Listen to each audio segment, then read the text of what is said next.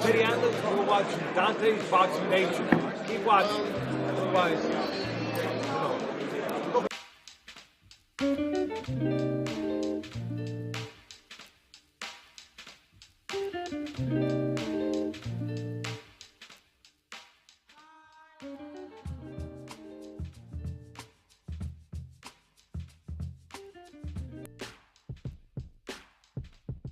Dante's Boxing Nation, what's going on, guys? Man, it's pretty crazy, ain't it? It's pretty crazy how things change overnight. Ever since Gennady Golovkin got exposed or slightly exposed by the welterweight champion Kell Brook this past weekend, everyone is in line to face Gennady Golovkin next. Billy Joe Saunders, a fighter who had been criticized the most. He's been called a coward and everything else.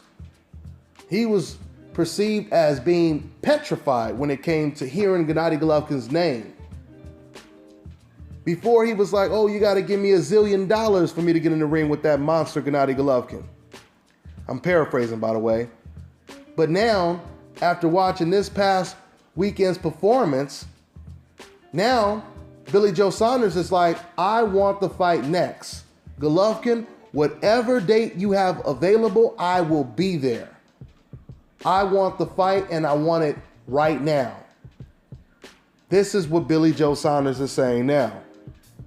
And I give Billy Joe Saunders credit.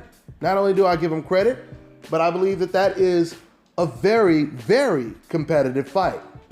Once again, after people seeing what Kell Brook, a welterweight, was able to do to a middleweight champion, Golovkin, this gives a lot of fighters a newfound confidence, okay? So with this all being said, Canelo Alvarez is the man that was supposed to fight Golovkin instead of dropping and vacating his belt and basically handing his belt over to Gennady Golovkin. It's Canelo Alvarez that was supposed to be facing Gennady Golovkin about a year ago. But things have definitely changed since that time. Like I said before, now the perception of Gennady Golovkin's so-called domination has been affected. And a lot of people, they don't see Gennady Golovkin as a dominant middleweight champion anymore. They see him as a lot more human. But not just human, a human that makes a lot of mistakes that would most likely cost him against much better opponents. So now that a lot of people see Gennady Golovkin as beatable, the question is, what does Canelo Alvarez think about Gennady Golovkin now? To me, if Canelo Alvarez has any type of heart and he's this tough Mexican that he said he is, if he really is that, this would be a perfect opportunity for him to take advantage of this Gennady Golovkin situation before someone else does it. This is one of the biggest fights that can be made in the sport of boxing today. And a lot of people believe, after what we just watched this past weekend, now Canelo Alvarez has a very good chance of beating Gennady Golovkin. You know, it's funny though, because before, I used to think with Canelo Alvarez's athleticism, his speed, his power, that he would have a very good chance of winning that fight against Golovkin. And then when I seen Canelo perform against Amir Khan, and I seen Khan like almost pretty much easily outbox Canelo for the first 4 rounds, I said to myself, if Khan can do this to Canelo Alvarez, then I know Golovkin, he would destroy Canelo. That's what I was thinking.